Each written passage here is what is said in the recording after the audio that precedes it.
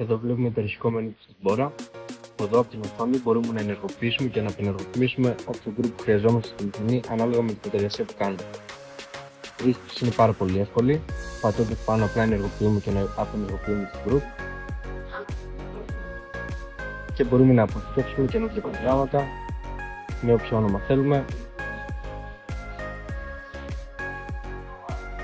και να δημιουργήσουμε ένα ξεχωριστό πρόγραμμα. Ένα πολύ σημαντικό πλεονέκτημα είναι η επιλογή του film στη μελαμίνη μας. Εδώ μπορούμε να ορίσουμε στα γεννηστερά μας υλικά άμα υπάρχει film με βράνη πάνω, κάτω ή και στο PVC που δουλεύει.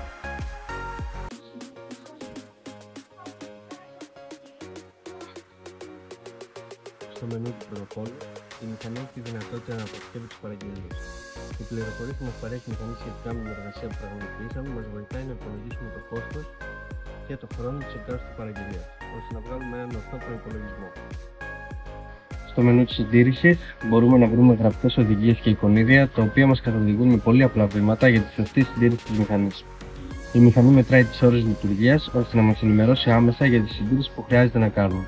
Επιπλέον όλα είναι στα ελληνικά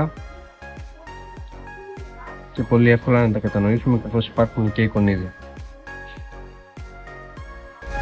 Ένα πολύ μεγάλο πλεονέκτημα της Tempora είναι η εύκολη της χρήση από ανειδίκευτο προσωπικό. Καθώς όλα ελέγχονται από την οθόνη, δεν χρειάζεται να ανοίξουμε τα καπάκια της μηχανής, υπάρχουν οδηγίες στα ελληνικά και μπορούμε να ελέγξουμε την κίνηση του σερβομοτέρ από εδώ πέρα με ακρίβεια 2 εκατοστών του χιλιοστού.